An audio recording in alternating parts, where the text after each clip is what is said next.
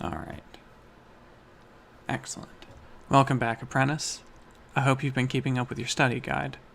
I've managed to secure a small sanctum here for myself, which means I can begin some deeper lessons.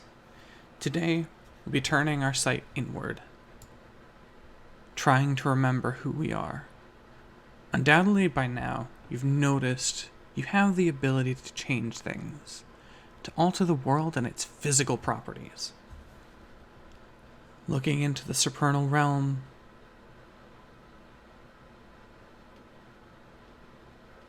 that surrounds us is hopefully making this easier to understand, and the effects that you're having easier to discern. But I want you to think back to that moment, your journey into the supernal world. There are 5 roads into the supernal realm, though some speculate as many as 8 are possible. But for now, we'll just discuss one. This is the path of Thistle, the free road, the wandering. This path seems to start out easy enough, an awareness of your place in the world, a path marked out in cold stone. Often one feels powerless, shackled to their family, the state, poverty, work, sin, addiction.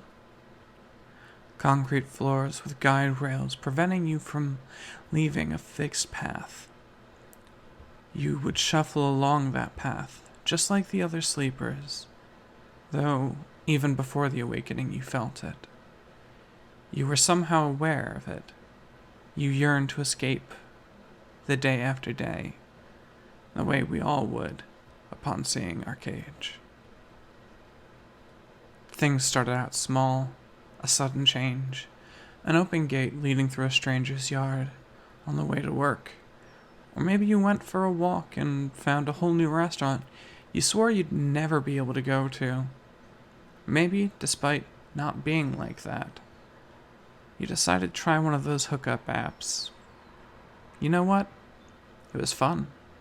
This break from the routine.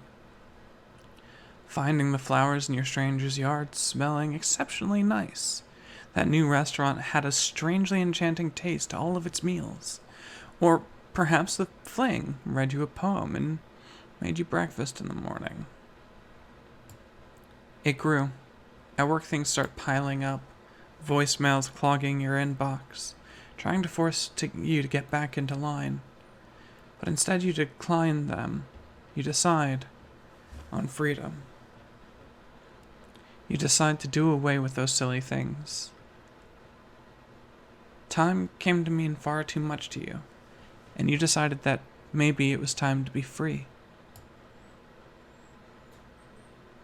As you made more and more choices, it felt more and more the drummers that conducted the world that you refused to dance.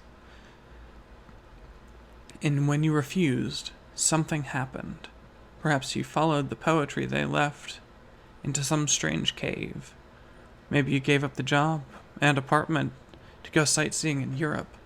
You explored, you journeyed. For the first time, you realized you're free.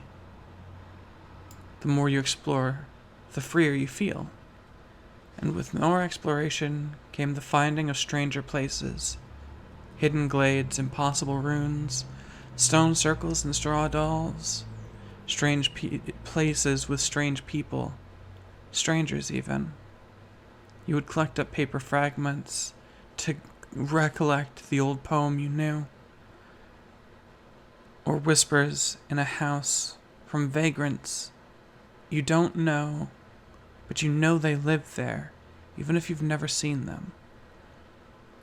You go searching for them and you find yourself inside the thistle, hedge mazes and flower gardens, thorn patches and cruel reed. The elder talked of a watchtower taken by twisted, corrupted woods. Though in the modern world, those who awaken often talk about factories filled with collapsing, choked machines. I don't know what happened in that place, but I know you made it. Deals with Fey Lords were standing in strict defiance. You struck your name into the walls of the Thistle and freed yourself from that world and our own. Those who walk the path of the Lurgent Thorn are called witches, though, to be fair, there are some who find that term a bit cruel, a bit uncaring, really. To them, they might call themselves enchanters or enchantresses.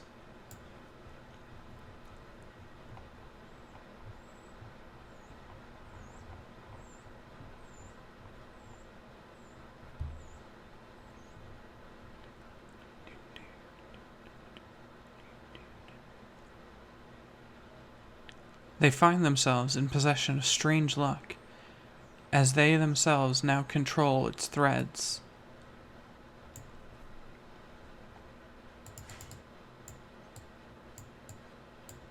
In the left hand, the witch wields fate, the part of every soul which contains its purpose.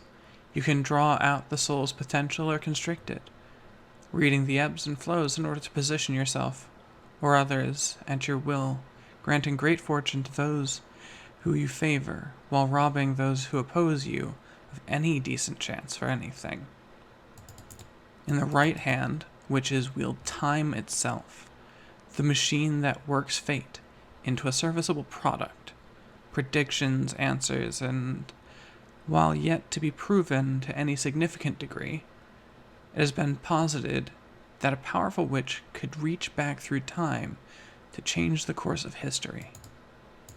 In a future lesson, I'll go more into detail on the abilities of witches, but in the meantime, please remember to study your guide and keep your eyes ever towards the future.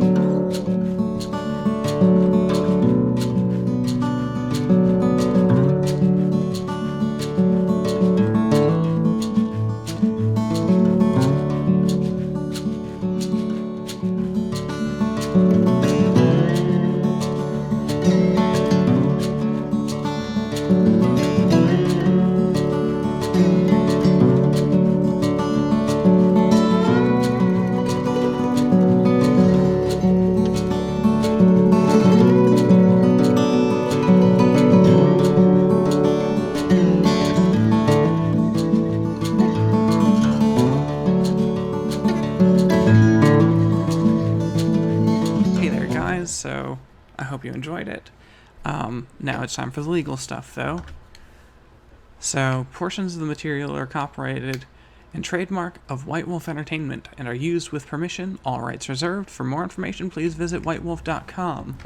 There we go. I had a lot of fun making this, and I've come up with a bit more narrative structure for how this character is going to go. So, keep an eye out for that in the future. And I hope you've been enjoying it so far. I'm going to be going more into the other paths and then probably the orders. And yeah, make sure, you just keep watching. If you liked it, make sure to hit that like button. Let me know if I got anything wrong about the Acanthus. I'm kind of just going with the basic lore right now. Pretty much just trying to stick to what I think an apprentice should know.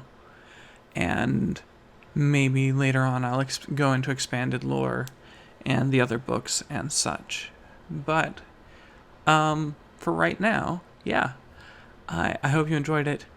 If you're interested in more, I have the first 2 parts of my So You Just Awakened series already uploaded, and more will be coming, so make sure to subscribe for more content like this every week, hopefully. In the meantime, enjoy yourselves.